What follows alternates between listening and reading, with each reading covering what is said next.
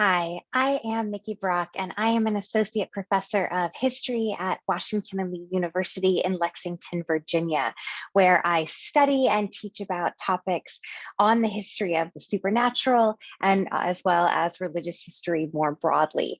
I am not able to make the Remembering the Accused Witches of Scotland conference as I have another obligation, so the organizers have been kind enough to invite me to give a short recorded video lecture on my subject area of expertise, the devil in early modern Scotland, and to think together with all of you about the role that belief in the devil played in the experiences of the accused witches of Scotland.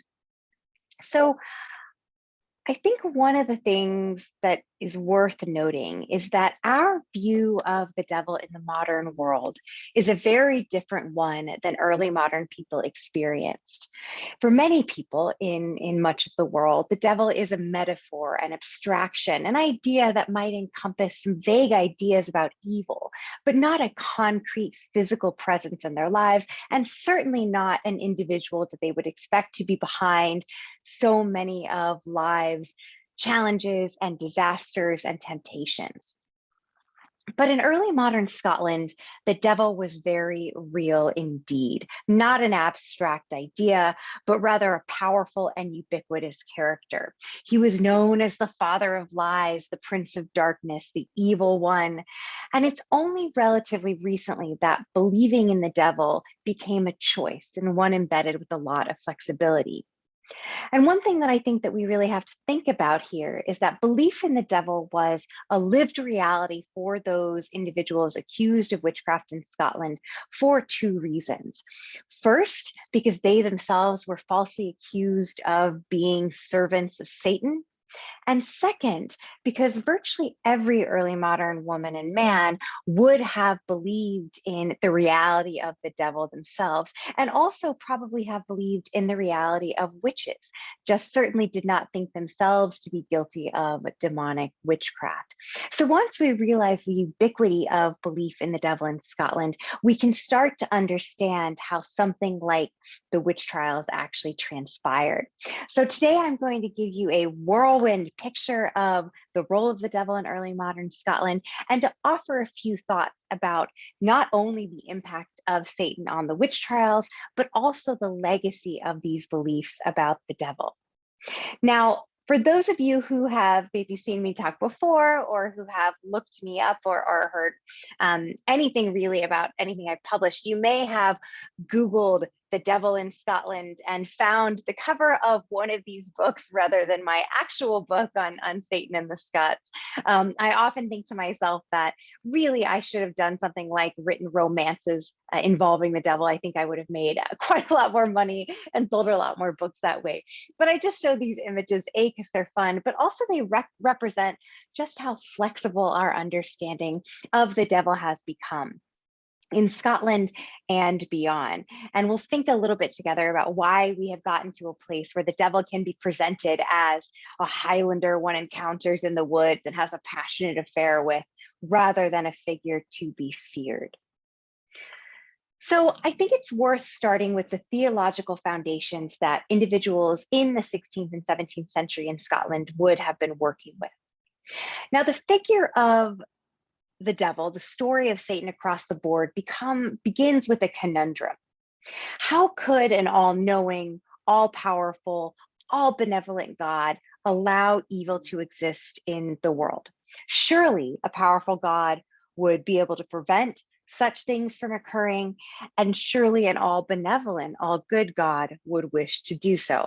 But human suffering in the past as today is all too evident in things like disaster and war and plague and so on. And this conundrum, this struggling to explain the existence of evil in the world alongside an all-powerful God, was in some ways solved by the figure of the devil. So this problem, the problem of evil, is known by theologians as theodicy. And most scholars argue that over 2 millennia ago, the devil emerges as the pivotal answer to this question of how evil exists in the world. Now, while the devil is a creature of scripture, built from the building blocks of the Old and New Testaments, the Bible does not present a coherent narrative of the devil, his history, his function, or his destiny. And the texts that make up our core ideas about the devil are ripe for interpretation. And I would argue that it's that malleability of Satan, that lack of a fixed character, that has allowed him to become such a critical figure in people's imaginations, and indeed also in people's actions, beliefs, and words over history. And one of the things that you see happen with regard to interpretations of the role of the devil in scripture is that as thinkers began to see the devil as more important in their own worlds, they looked back into scripture and reinterpreted certain texts as having a greater role for Satan. And I'll give you a very specific example of this. This is very much the case in the story of Genesis 3, the story of Adam and Eve in the Garden of Good and Evil. And this describes how in the Garden of Eden, Eve was tempted by a cunning serpent to eat the forbidden fruit, and leading her to offer it to Adam and to lead to the fall of man as a whole. Now, her tempter is never named as Satan in Genesis or elsewhere in the Bible. But today, if you ask a passerby on the street, they're likely to say that the snake in that story is Satan. And this is a second century reinterpretation of the text, reinterpreted at a time where the devil was becoming a figure that theologians were a lot more interested in. And this interpretation of the text of the serpent as Satan becomes entirely pervasive and helps to explain the importance of Satan in Christian theology and reflect on the fact that all fallen men and women, and especially women, are forever vulnerable to demonic temptations. And this is going to have some major implications for Scotland's witches, as we shall see. So with these foundations laid, over the coming centuries, Satan grew in his power. So from the period where St. Augustine of Hippo is writing in the 4th century, all the way through to the beginnings of the Reformation, the devil is becoming an increasingly potent and powerful figure in the Western imagination. Paintings, sermons, pamphlets, once the printing press is invented, and just popular stories told Christians that they should be aware of the devil, that they would likely encounter him in the landscape of their daily lives, and that he was always waiting and wanting to tempt the unwary. And amid this anxiety in the medieval period, Catholic Europe, and Scotland is part of that story, became incredibly fearful of demonic activity, and demonically inspired enemies on earth were perceived to be all around. There was a threat from without, so Muslims as part of the Crusades, and also from within, heretical groups within Christianity that deviated from the norms of belief, Jews, leopards, even ritual magicians over the course of the medieval period start to be demonized and associated with the devil, not just as lone rangers, but as part of an underground secret cabal of individuals who might be in service of Satan. And that stereotype actually about an underground Satan worshiping cult is particularly pervasive in 12th and 13th century ideas and indeed fantasies about heretics. And some of those early ideas about these demonic sects eventually get grafted onto belief in witches. This concept of Satan as a really fearful figure who must be eradicated at all costs leads to a social and theological tendency to demonize certain groups and perceived enemies by casting them in league with the devil. And this means that enemies are not individual agents, but rather, as I said before, part of these groups seeking to overthrow Christendom. And the crimes they committed were evil and thus exceptional. And the usual rules and regulations of the judicial system maybe didn't apply.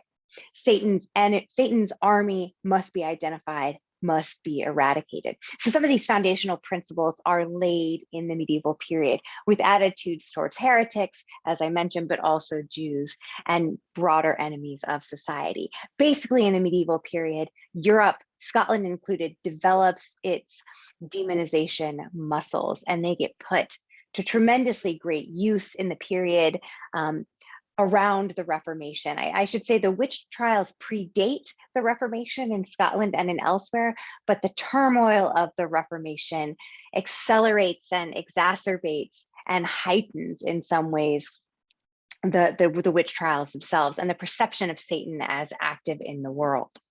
So I'm just going to say a few things about the introduction of Protestantism to Scotland and why it actually matters for the evolution of this medieval concept of the devil. So everyone on this talk will, of course, know that the man pictured there on the right is John Knox. That's a statue at New College in Edinburgh, the sort of first Protestant patriarch of the Reformation, if you like. And John Knox and a number of other reformers in Scotland had been schooled in Calvinist theology. They really embraced the ideas of John Calvin and others that were part of a broader corpus of thinking about the world and about the Christian faith known as Reformed theology. And the ideas of these individuals, they don't totally transform Scottish ideas about the devil, but they make some critical shifts that make the devil a figure that's very much wedded in the Scottish imagination to the idea of human sin. And I would also argue that the introduction of Protestantism also heightens the desire for a godly state to control its populace, and that has ramifications for how the witch trials happen. Just a couple of ideas you should know when you think about the Reformation in Scotland. These Reformed Protestants in Scotland, they believe in double predestination, the idea that God preordains prior to the creation of the world who is saved and who is damned. And human action in their worldview had nothing to do with grace. Grace was only a gift of God. One's status as elect or reprobate was unchangeable and divinely determined. And another critical aspect that's part of this is the belief in total human depravity, that all humans were innately corrupt, dating back to that story in Genesis 3, and drawn by their very natures to sin and by extension to Satan. So what does all this mean about the devil then? What power could Satan have in Reformation era Scotland if indeed salvation was predetermined? And why was he so involved in human affairs? Well, people like John Knox and others, they pondered these questions, and they were anxious in pondering these questions to preserve the sovereignty of God. They didn't want to ascribe too much power to the devil, but they sensed him and they were deeply fearful of them in their world. And the answer in some ways for why the devil was so active and why he was still tempting and torturing the godly was, of course, original sin, that humans all needed to be tested, punished, and tried accordingly. And in this way, Satan was God's hangman, his executor of justice against a deserving human society.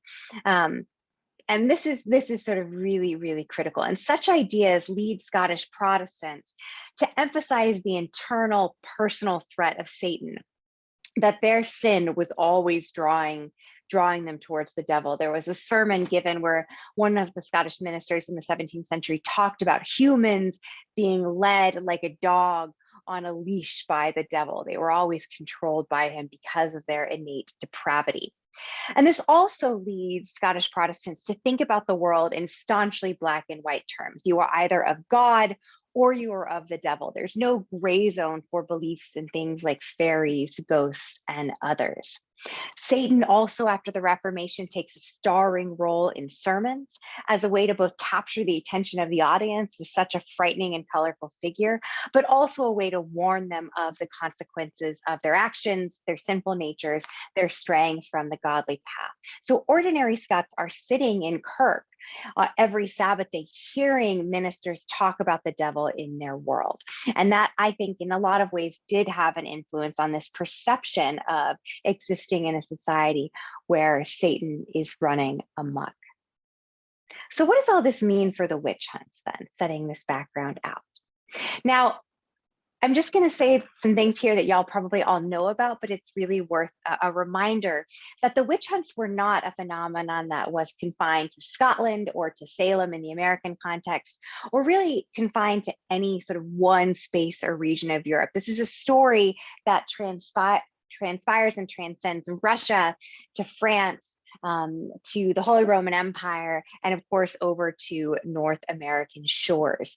Between the latter part of the 15th century and the early part of the 18th century, you have about 100,000 individuals, mostly women, about 80% of them women, accused of the crime of demonic witchcraft, accused of not just practicing harmful magic, but doing so in service of Satan. And the core idea there is, of course, that a witch got her magical power through a deal with the devil. And this idea that any magic was associated with Satan, that dates back to the writings of Augustine, but it became more and more prominent and more dominant in late medieval thinking, and becomes part of that core view of, at least in the minds of elites, the witch as a fundamentally demonic figure. Scotland is an intense place in terms of witch hunting, as you will all know. A Scottish woman was about 12 times more likely than her English counterpart to be accused of the crime of witchcraft. But the numbers are, as I mentioned, large if we think about not just Scotland, but Scotland in the context of this broader European story of witch hunting. Now, at its core, right, witch hunting was a practice that involved a whole range of authorities, intellectual authorities who provided some of the fodder that made up these ideas about elite witchcraft, that is to say, elite ideas about witchcraft, the idea not just as the witch as a sort of local woman practicing magic, but a servant of Satan. There were also the clergy quite involved and often contributing to the development of these demonological ideas. It's usually members of the church who are writing about the devil, but of course it's also all the way up to the king in the Scottish context, right? James VI is a witch hunter king in many respects, and he writes in 1597 the only demonological treatise ever penned by a European monarch. And all that is to say is that witchcraft was not a belief that was on the fringes of society. It was part of mainstream religious and intellectual and indeed political culture, involving everyone from your average local magistrate all the way up to the monarch.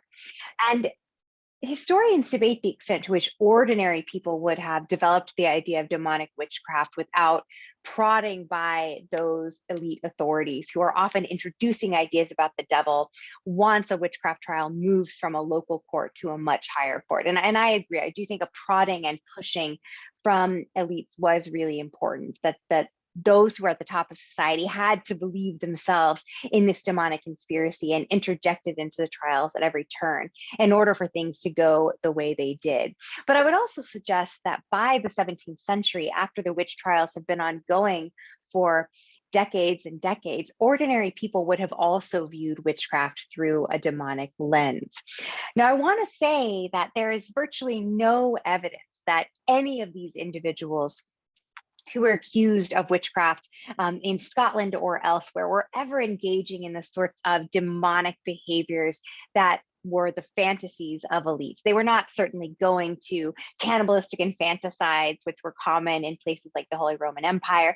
And they were not, in general, entering into pacts with the devil. None of that is the case. All of the aspects of demonic witchcraft are unverifiable. We have no evidence for that. And indeed, that's why I often say these women died for an imagined crime. Did some maybe dabble in magic? Maybe, or certainly I should say, but only a small number. The vast majority of those accused of witchcraft in Scotland or elsewhere are not practicing magic. They are just normal Christians in society who get swept up for reasons of reputation, social dynamics, family members, lack of security, whatever it is, in the context of these trials. Now, in Scotland, one of the most important aspects of the trials is the idea of the demonic pact. The reason the Scots are so invested in this idea that those who become witches enter into a formalized contractual agreement with the devil, whereby they take their name out of the book of life and sort of are rebaptized under the devil's purview. The reason that's so important, the reason that fearing that witches promise their souls to God was so central to Scottish thinking about the devil in the case of witchcraft is because the demonic pact is an inversion of the covenant that Scots were believed to make with God. And that actually covenant theology is at the center of so much of Scottish Protestant culture.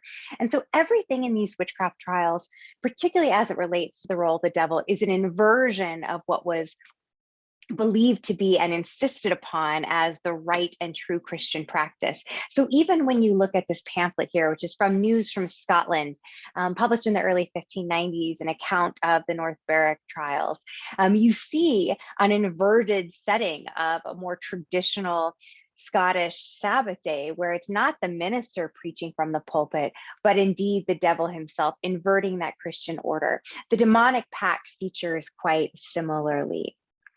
And I'll give you just an example of the type of demonic pact that's fairly typical, and how people envisioned it happen. So y'all will probably know that 1661 and 1662 witnesses the most intense period of Scottish witch hunting to date. And as part of this great Scottish witch hunt of the early 1660s, there's a woman called Bessie Wilson who is accused of witchcraft. And in her confession before the Court of Justiciary in Edinburgh, the High Criminal Court, she reported that one day the devil had, quote, appeared to her clothed in black like a gentleman coming homeward, and asked her where she was going. Wilson told him that she was going home, to which the devil purportedly replied, "Thee art a poor, confused body. Will thee be my servant? I will give thee abundance, and thee shall never want." She reports under duress, under torture, I should say, that she acquiesced to this temptation, this offer by the devil. And 6 weeks later, he came to her at night when she was sleeping, lay with her, that is to say, copulated, and asked her to renounce her baptism, giving all to him, which she reports she did. And then Bessie Wilson tells the interrogators that she also, after making this pact with the devil, saw a number of other women at a hillside meeting with Satan. The torture piece is really critical. How do you get individuals to confess to making a covenant with the devil, something that they absolutely did not do? You extract that by coercive, painful means. And as I say, making covenant with the devil, as was sometimes the way that pacts were described in Scotland, is at the center of the Scottish psyche because it inverts a core part of early modern Protestant theology in Scotland. Very serious stuff indeed. I should also just say a couple of other things about the way the devil might appear in cases of Scottish witchcraft. The evil one could, of course, appear as an animal or an insect, but most of the time, trial records represent Satan as a man. And sometimes these cases of demonic corporality are made manifest by the witch reporting that she had sex with Satan as part of the above mentioned pact. And there are all these sort of fascinating cases where these things come through. And I think the critical thing to note actually is as one historian has put it, the devil was more effective in early modern Scotland, disguised in domesticity rather than disgust. That is to say, if you saw a great horned man on the street, you probably would back away. But if you see an ordinary guy dressed in black, there's a frightening nature to that. And there's an element of some of these stories, even about encounters with the devil in Scotland, that read to us as fairly quotidian. They are not as developed or colorful or fantastical as some of the stories you get of pacts and satanic orgies and demonic sabbaths in places in Europe. But nonetheless, it's really frightening. In fact, I think a devil that you wouldn't necessarily recognize right away, that you wouldn't know to fear, is more frightening than one who cannot hide himself among individuals. Now, I also just want to say quite quickly, it's crucial to also recognize that ordinary people were involved in the trials. They were accusing their neighbors usually of things like poisoning crops or causing impotency, things like that. And people had long believed in the power of individuals who could harness magic to do the dark arts. And most of the trials start with that, these mundane accusations, cow's milk curdling, spouse falling ill, and so forth.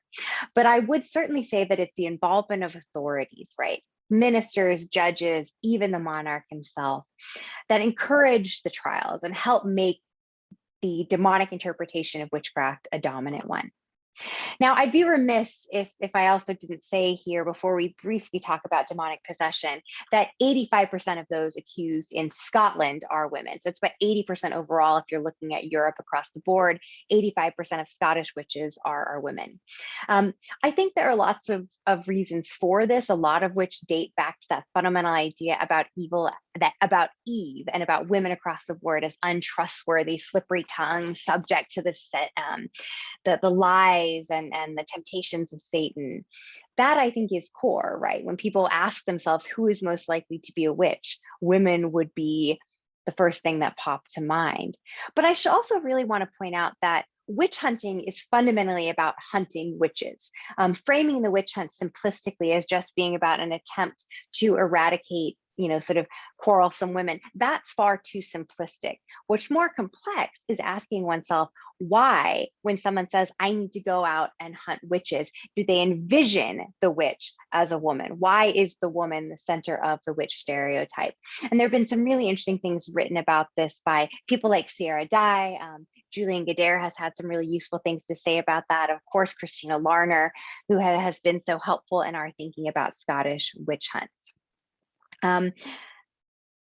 But I'm happy actually to sort of think a little bit about this if I have time, but I don't want to miss too much in this short talk that I'm supposed to keep to about 30 minutes. We're probably slightly over that. So I'll just say really briefly, the devil is also involved in really important ways in cases of demonic possession in early modern Scotland. There are not that many. Possession is kind of an underrepresented phenomenon in the case of Scotland for a whole host of complex regions, partially because I think there was this sort of reformed Calvinist assumption that all humans are just a little bit possessed by the devil because of their sinful natures. So there's no need to outwardly manifest that. But as that idea and as double predestination becomes less central in Scottish Protestant thinking, you do have more cases of demonic possession. And often they are connected to cases of witchcraft. The famous example, of course, is that of Christian Shaw in 1696. She's an 11-year-old girl who was purportedly possessed by a demonic spirit in the typical fashion, right? She has fits, her head twists around, her tongue sticks out, she vomited hair, pins, all of those sorts of things. She was even reportedly carried through the house with her feet lifted off the ground. And critical was the fact that for Christian Shaw, her fits were interpreted by a local minister as possession after medical professionals could find no other explanation. And in the midst of her fits, Christian Shaw accused two other women, a maid and a neighbor, of causing her possession by means of witchcraft. And this is the way in which usually in Scotland and actually in many parts of Europe that witchcraft and possession become twin phenomenon. Witches get blamed for being involved in the possession of other individuals. Shaw subsequently adds to this list a number of other witches responsible for her afflicted state. And a total of 24 people are indicted for witchcraft, 7 of whom are convicted and executed, and 1 who took his own life while awaiting trial and in jail. And over the next decade, Scotland would experience kind of a similar rash of possession cases linked to witchcraft. But thankfully, the case of Christian Shaw and the witch trials that ensued, they're kind of the last gasp in Scotland. The last Scottish witch is convicted in the late 1720s, and the Scottish Witchcraft Act, which had legally and judicially encouraged the trials at the time, was repealed a decade later. So in early modern Scotland, then, the devil was not just a vestige of a medieval past or even an occasional cast member in lived experiences of ordinary people. The devil, I would say, was ubiquitous. The devil had a starring role. And if you were a Scot living in, say, 1655 in Ayr, which is a place that I'm studying right now, you have an image of the town in the southwestern part of Scotland. If you were living in Ayr at this period, you would have certainly heard your local minister preach repeatedly about the twin threats of Satan and your own innate depravity. You might have heard him, especially if he was a committed covenanter, talk about the turmoil of war and the recent Cromwellian occupation as evidence of demonic presence and the coming of the end of days. You would have likely known about the outbreak of witchcraft in 1649. And if you lived 6 more years, you'd see one of Scotland's most intense periods of witch hunting in the early 1660s, as I've mentioned. And perhaps you would have even watched a local witch go to her death and hear her confession about making a demonic pact read aloud. If you were literate, you might have even read a little bit of James VI's own writings on the devil. The devil probably would not have dominated your life if you lived in the mid-17th century. And if you were lucky, you would maybe have only worried about him occasionally, but he would have been a meaningful presence nonetheless. And encountering the devil in your own thoughts, and even on the landscape of your community through things like witch trials or possession cases, this was always a possibility, and a pretty likely one at that. So what has been the legacy of this early modern fascination, at times even obsession, with the devil? Some clues, I think, come to us from an early 19th century broadside written in 1826, when a century after the last Scottish witch was executed. This broadside was published in Edinburgh, and it details the crimes of witchcraft that had plagued Scotland in the 16th and 17th centuries. It tells, for example, about the North Berwick witches and other witches who had met with the devil and done dastardly deeds, renounced their baptisms, and so on. And you see here just the title of this particular early 19th century broadside, an account of the most remarkable trials and executions which took place in Scotland for 300 years. And it talks about witchcraft, but also things like adultery and fornication.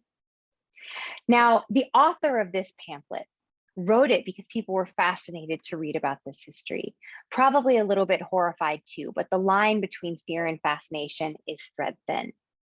But the author of this pamphlet writes quite confidently that the last person to be brought to the stake was in the 1720s, and the devil had never been seen in Scotland since.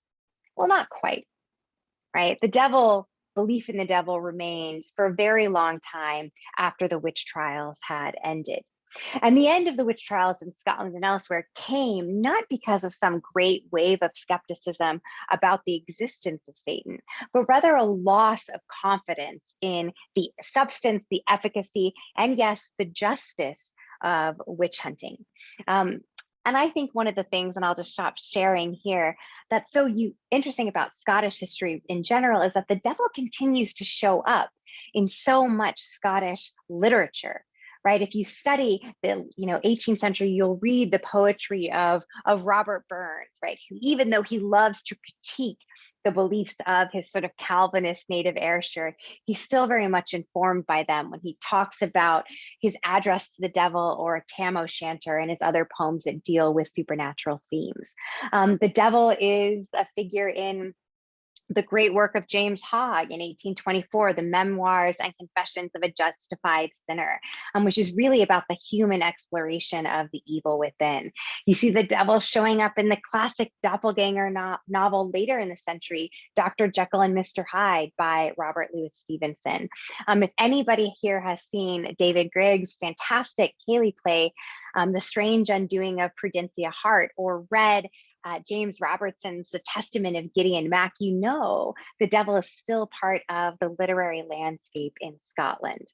So I'll just close by saying that I think it's the flexibility of the idea of the devil that gives him his staying power.